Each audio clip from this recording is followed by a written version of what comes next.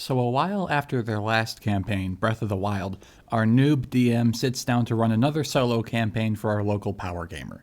It's been a bit since their last game, and since the new game is set in the same world as the prior campaign, and the player wants to use the same character, the DM starts by running the player through a cutscene that breaches the gap from the last campaign to the new one. He describes how his character, Link, went on an investigation with the princess through an old passage in Hyrule Castle that goes down into the Underdark. Down there, they discovered some of the DM's new world building that he hadn't fleshed out in the prior game, and they found this big Death Knight under the effect of an imprisonment spell. As they stood there, the imprisonment spell broke, and the Death Knight got loose. The Death Knight broke loose some early edition nonsense and drains almost all of Link's levels, knocking him back down all the way to level 3. And then he broke Link's Holy Avenger, and then he casted Earthquake, collapsing the cavern down the rest of the way into the Underdark. Zelda and the Death Knight both fell into the darkness below, but Link was saved by a mysterious ghostly hand, which teleported Link to some floating islands to recover, and it's at this point that the campaign actually starts. Now for the start of this campaign, the DM started the player off on a floating island, partially to try to establish vibes for this game even though most of the campaign will still be on the surface, but also because even at low level, Link is min-maxed and a little overpowered, and the DM wanted to see what the player came up with in an isolated space before turning him loose in the open world. You see, you might be tempted to think that Link multiclassed into Artificer for this game, but that's a little bit off. Link is still Battle Master Fighter all the way. It's just that a while before the campaign, the DM was ranting one day to the player about how Sovereign Glue was just such a useless magic item, and the player dared him to provide an infinite supply of it in their next campaign. The rest of Link's crafting abilities just come from the player respeccing Link to have maxed out intelligence. Anyway, the island serves as a kind of session zero for the player to get refamiliarized with his recently nerfed character and to explore the new kinds of content the DM has made for him. The DM wanted the player to be able to cast some spells, so he gave Link a good aligned version of the Hand of Vecna, Hand of Raru, that can be used to cast some custom spells, like a time reversal spell and a heavily buffed version of Meld into Stone. The DM decided that the level up system from the last game was good enough, and made some new mini-dungeon shrines that could be completed for experience. Once the game is started, the player runs over to the largest structure on the island, where he meets with the rest of the ghost from earlier. The ghost tells him to tackle some of the new shrines, which the player does, and along the way he beats up some new constructs and starts fiddling around with custom crafting his own weapons with Sovereign Glue. Soon he gets back and he has this vision of the princess, upgrades the Hand of Raru, and levels up to level 4, and pushes his strength to a 20 so that he can pass the athletics check to open up the big stupid door that's blocking off the rest of the island. After opening up the aforementioned big door, he throws his broken Holy Avenger into a glowing portal, because what else is he going to do with it, checks out the view, and fails a really high perception check to see his fully repaired sword now embedded in the head of a dragon that's flying by. After that, he decides to leap off the sky island, falling down to the surface, aiming towards the closest body of water. The DM elects to ignore what would realistically happen if you hit a lake from a 2,000-foot fall. Once the player is on the surface, the game is more or less opened up, but the DM does make sure to draw a lot of attention to a newly built fort that wasn't there in the last game. The DM knows that Link's hang glider is over there, and if he does a short quest, he can have it back. The player, not knowing this but assuming it's important, plays along for a while, goes over to the fort, meets some important NPCs, some of which are repeats from the last campaign, and goes on a short quest where he does spot Zelda from a distance, but she doesn't seem to notice and soon disappears. The player suspects some kind of sorcery is going on, and rightly so, but the NPCs don't seem to catch on, and for the moment the player has other worries, so he says nothing. He heads back to the fort, retrieves his hang glider, and gets ready to explore. One of the NPCs from the old campaign tells Link about these regional troubles that have popped up since the upheaval, and Link takes off. On his way to these regional phenomena, Link comes across these mysterious geoglyphs and discovers that each one of them contains a pool of water that holds a memory from Zelda.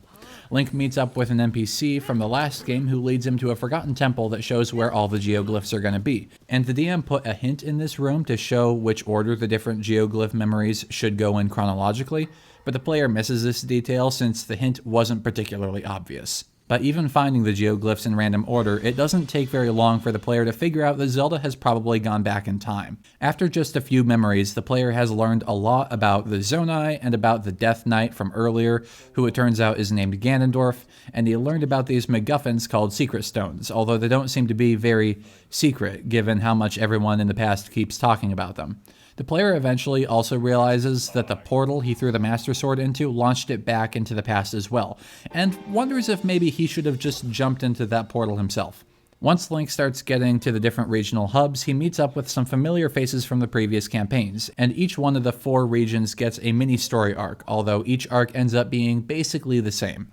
Link meets up with a buddy, goes on a little quest for a session or 2, goes through a short dungeon, and beats a boss. And then his buddy gets a power-up from the ghost of one of his or her long-lost relatives, gets a secret stone, and becomes a sage, whatever that means. The player would complain more about the formulaic nature of this chunk of the campaign, but the DM's gotten a lot better at designing boss encounters this campaign, so the player doesn't raise too much of a fuss over it. Oh, and in the background, each of Link's buddies all say that Zelda's been messing with them. At first, Link could have said something, since the player knows that Zelda is in the past, but whatever, it's fine. But by the last regional phenomena quest, the player has enough geoglyph memories that he's able to piece together that the current Zelda running around is an illusion spell cast by Ganondorf. But even though he's fully aware of this, he inexplicably gives no warning about this to his NPC buddies. I'm not mad about Tears of Story or anything. Throughout this segment of the game, Link also discovers a bunch of new openings into the Underdark. There's not a ton to do down there, it's mostly just a new place to fight monsters and get some better gear, but it's something new. Down there, Link learns more about this new substance called gloom, which temporarily saps maximum health, kind of like a wraith attack, except that max health restoration occurs upon contact with daylight instead of just being negated after resting. Link also finds ways to get up to some of the other Sky Islands. Some of the Sky Islands have shrines on them, and some of the other ones have these new homebrew constructs that the DM wrote up, so those are neat, but most of the campaign's story and quests are still down on the surface. The player also decides to stop by the Korok Forest, just on the off chance that they happen to have an extra Holy Avenger lying around. He finds out that he can't get into the forest using the old route, so no Mirkwood parody session this campaign. Instead, he charts a route through the Underdark and finds a way up into the middle of the Lost Woods. There he finds out that the Deku Tree is sick with something, so Link takes a stroll inside the tree and discovers a Phantom Ganon, which is a simulacrum of Ganondorf that's spent about half of its features and spell slots and hasn't been fed in a while, but it's still a nasty fight. After defeating the Phantom Ganon, Link heads back out of the tree and asks if the tree's got anything for him. The Deku Tree obviously doesn't have another Master Sword, but he is able to pinpoint where the original Master Sword is, in the head of one of the kingdom's dragons. On his way to get it, Link grabs the last geoglyph memories and works out that Zelda is the dragon, which would be cool except that she's kind of lost her sense of self, so she's just kind of a roaming paragon of light with no real memory or personality or anything, so the player is kind of sad about the whole thing. On the bright side, as soon as Link hits the prerequisites to attune to it, he's able to make the jump from a Sky Island, land on the dragon, and fetch his sword. The quests now lead back to good old Hyrule Castle. In the last campaign, the player absolutely destroyed this area in the late game, and this campaign ends up being no different. Link chases the false Zelda around the outskirts for a while, cutting through encounters with Ganondorf's minions all along the way, and eventually ends up in a throne room where Ganondorf manifests and throws out like 5 Phantom Ganons at Link at once, which the DM assumes the player can handle since he's so min-maxed, but the DM forgot that if you have the better action economy, you win 9 times out of 10, and that the only reason that the player does so well normally is because he's running a high-level fighter, so Link is probably screwed. To balance the encounter out, the DM has the sages from the prior quests show up out of the blue, and it's kind of a deus ex machina, but it's also a chance for the DM to reveal to the NPCs that the illusory Zelda is Ganondorf's puppet, since the player apparently didn't feel like telling them. After beating the Phantom Ganon, the player starts looking around for the next plot point. The DM's adventure gets a little bit more linear at this point since it's starting to get closer to the end of the game. Link investigates some old ruins in Kakariko Village and finds out he needs to get up to Dragon Head Island, which is one of the floating land masses. But it's encased in this storm, so Link has to go do this ritual in the jungle to dispel the storm. Once he gets up to the Dragon Head, he finds the decapitated head of a big construct, which tells him to drag it down to the Underdark for one last dungeon. The dungeon kind of sucks because it's just puzzles, no combat or skill checks or anything, but by the end of it, Link has one bona fide ghost-possessed robot. Turns out the ghost is supposed to be another sage, so the player goes on an Underdark road trip with the new mech to go get a secret stone. Once they find one, they beat up the construct that's guarding it and snag it. After the Underdark arc, the player is ready to go back to some good old-fashioned skull crushing, and returns to Lookout Landing one last time in preparation to hunt down Ganondorf.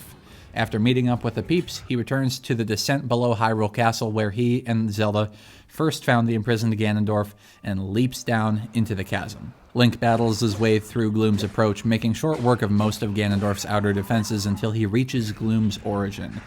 There, Link gets ready to take on Ganondorf's army, which is mostly goblins and lizard folk, with a few ogres and undead mixed in later on. The DM brings back the sages again to help because the combat is absolutely huge and the action economy wouldn't be fair otherwise. After beating the bulk of the forces, the sages stay behind to battle some resurrected bosses, while Link runs deeper into Ganondorf's lair. Link finds the Death Knight quickly enough. Ganondorf monologues and trash talks a little bit, but Link is a pragmatic hero and doesn't waste his breath on words. He just rushes in as soon as Ganondorf is done blabbing. The final battle ends up being appropriately epic and mechanically fun. The DM gave Ganondorf some Battle Master maneuvers, so once they got into the second phase of the fight, when the player tried riposting Ganondorf, the DM would riposte right back at him.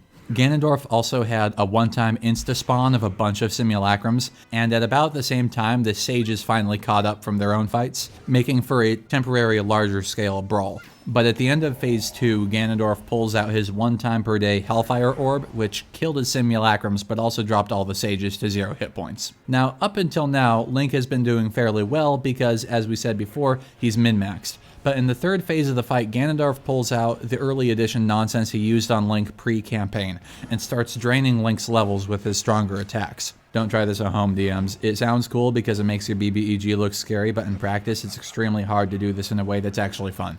Fortunately for this campaign, as a one-time thing, it worked out really well. In the fourth phase, though, things take a wild turn. Ganondorf turns into a dragon and tries to snatch up Link in his jaws, and the player rolls a natural 1 on his acrobatics check. Dragondorf slams through the ceiling, crashes out onto the surface world, and flies up into the sky for the final phase. At this point, the Light Dragon shows up, gives Link an opening to get out of Dragondorf's maw, and basically makes sure Link doesn't fall to his death so that he stands a chance in this last bit of the battle. Link stabs the dragon a bunch, weakens him up, and then breaks Ganondorf's secret stone. Game over. In the end, the player and the DM were both kind of bummed that not everybody got a happy ending, so as an epilogue, the DM had some ghosts show up and turn Zelda back into a human, all identity and memories restored.